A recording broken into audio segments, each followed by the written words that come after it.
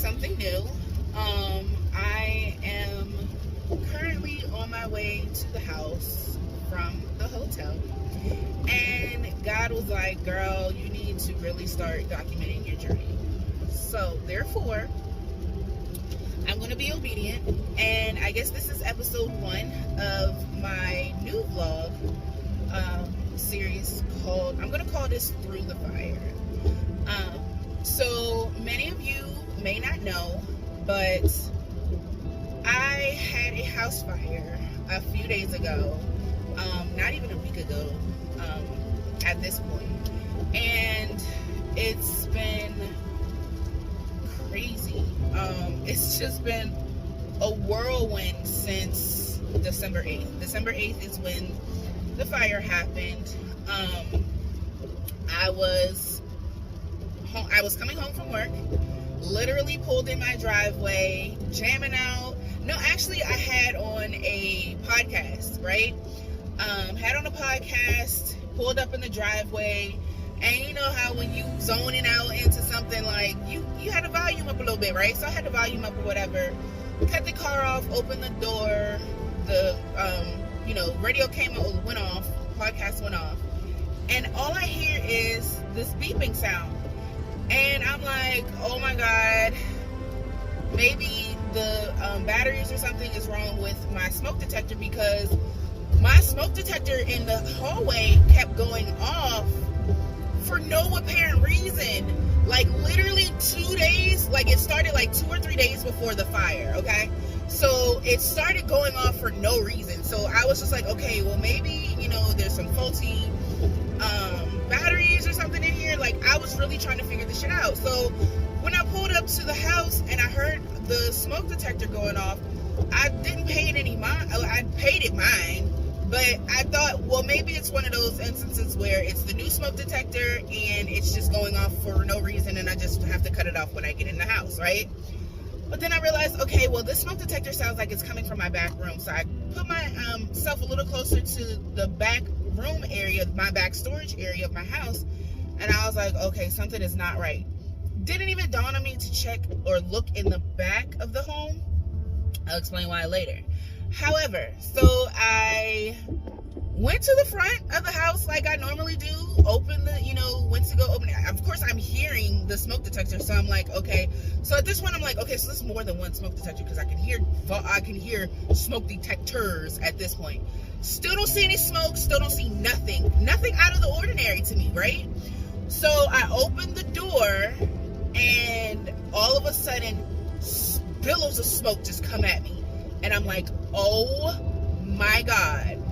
The house wasn't even like, the fire was really in that one, it was in the guest room, in the back, it was in the guest room. So I'm like, oh my God. So I ran and opened the kennel for Shy to come out, the dog, to go out. And the door's open, so I'm thinking, okay, well, he sees the door, so when I open this kennel and I run out, he'll, run along with me, run beside me. Well, I think Shy thought, well, maybe Monty was in the house, my son, and so Shy ran towards the fire. I ran after Shy, but then I realized I can't go back there because the fire is too much. It's like really out of hand, right? So like it's coming out of the door of my guest room, and it's all over the ceilings and stuff, right? So I'm like, oh shit. So I run out of the house and I'm like screaming for Shy, screaming Shy.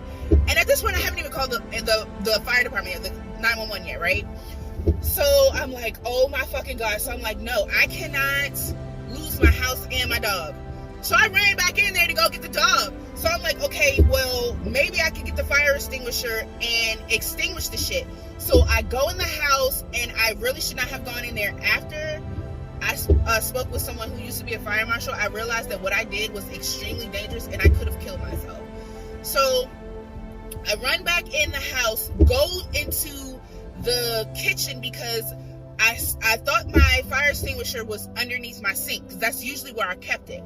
So I go and I look underneath the sink, and I can't find the fire extinguisher. Well, at this time, I had a broom that had fell from, because I keep my brooms behind my refrigerator, and my refrigerator is right next to the door where my back room is, my storage area.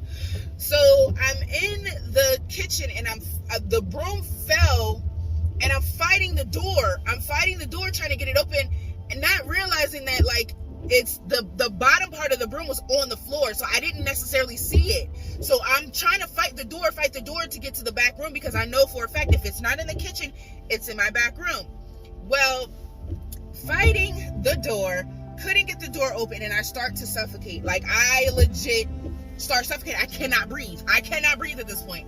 So I'm like, yo, I feel myself like I'm about to pass out. Like, I don't know if it was the angels, my guardian angels and ancestors that came through for me at that point, because at that point I was like legitimately about to pass the fuck out. Like, I don't know how I made it out of the house again, but I made it out, and I got a breath of fresh air, and I was like, I gotta call 911. Now, this all happened within a matter of like less than like 4 minutes, okay? So all of this happened from me pulling up to me going in and out of the house twice, okay? So I called the fire department, and they're on their way. So I'm on the phone with 911. Thankfully, the fire department is legitimately only 1.5 miles from my house, so they didn't take long. It took maybe like 3 to 4 minutes to get there, but it felt like an eternity. I promise you, it felt like an eternity. So they pull up, they get there, and I'm actually going to insert a video here.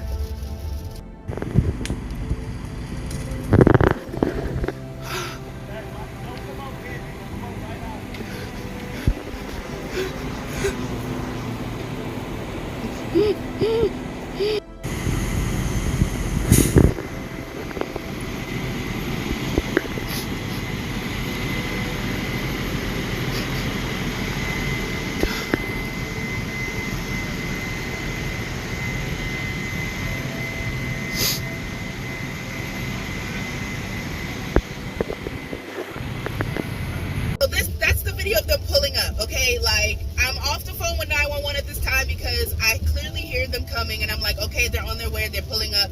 So I get off the phone with 911, I start recording. Like, I'm walking around the house recording, and as you can hear, I am like distraught. Like, I am crying my ass off. Like, I cannot believe it. I'm sitting there legitimately watching everything that I worked so hard for. I bought that house at 19 going on 20. I legitimately sat there and watched everything that I worked so hard for just go up in flames. Legitimately go up in flames. And I was upset because I'm like, yo, not only did I lose my house, but I lost my dog. Like, yo, my dog is gone. So all I could do was muster up in a group text. I think it was just to my mom and my sister. The group text to my mom and my sister. And I'm like, my house is on fire. Not even like a minute and a half later, my sister's on the phone. What's going on? And I'm just crying. I'm screaming, Shy, Sean, Shy. She's like, what's going on? So she calms me down. She's like, it's going to be okay. Let the fire. So I'm on the phone with her. I think I'm on the phone with her, and she's like, I'm about to call mom. So I'm like, okay, I hang up with her. And as I hang up with her, I look up, and a firefighter is coming towards me with Shy's kennel, with Shy in the kennel. Y'all, I swear I cared about nothing else after that. I didn't give a damn if the house just was ashes after that. I didn't care, because the only thing that I really wanted out of that house at that time, at that specific time, while all of this was just going on, was my dog. I didn't want to have to tell my son, hey, we lost the house, we lost literally everything in the house, oh, and Shy died in the house along with it.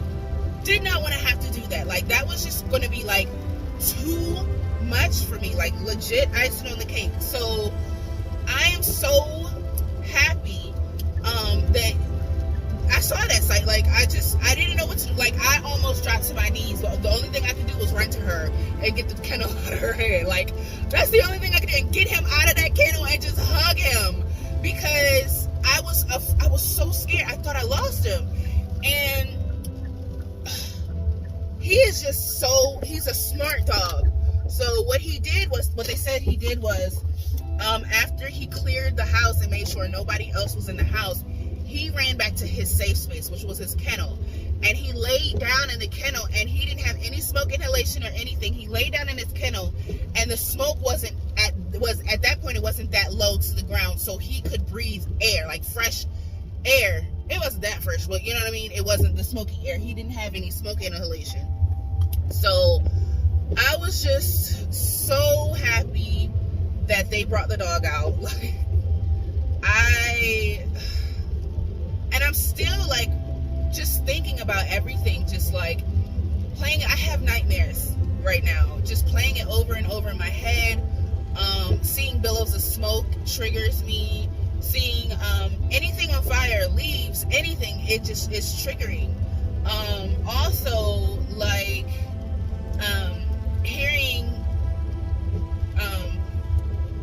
fire trucks, that's triggering as fuck right now too. So I have a little ways to go, as far as like getting my mental back together and everything. I have a little ways to go, and I am going to need prayer, because this is something that I really never honestly thought that I would have to endure, something that I thought I would never have to go through, and here I am. I'm at the house now. I am not comfortable because it's so fresh. I'm really not comfortable showing the house right now, and I'm fighting tears now, because I'm really still trying to process things. I'm still trying to, this is a hard pill to swallow for me. So until I can look at this stuff without getting emotional, and I don't even know when it's going to be, but hopefully it's not a long time. But when I can walk through here without getting super duper emotional and breaking down, that's when I will record the aftermath for you guys. And actually, I think I'm gonna call the episode the aftermath. So yeah, y'all, like, it's been crazy. So this series is just gonna document things from here out. Like I said, I'm gonna show you what it looks like, probably the next episode, and then I'll probably document, my journey from here out. Like, I don't know what to expect. I don't know what's next. I don't know I just don't know. Like, it's just up in the air for me, and this is a really vulnerable time for me. And so since I'm working on my vulnerability and opening up and showing a little bit of more of a vulnerable side to myself, because I am the strong one, right? I think I'm gonna go ahead and document my journey. So this has been, I guess, your first episode of Through the Fire. I'm gonna walk around here. I'm going to speak to the home. I'm going to speak to the land. Y'all know I'm a spiritual person. I'm a priestess. So I'm going to do some spiritual things around here today, and start my grieving process. Well, not start my grieving process, because my grieving process started when I sat here and watched this shit, right? But I'm going to, move forward in my grieving process, and yeah, I guess start my journey of healing. So, I have so many thoughts, so much is on my mind, but I'm not ready to express those things quite yet. So this is your episode 1 of Through the Fire, and I look forward to documenting everything else. So I think this has been long enough. So I guess I'll see you guys in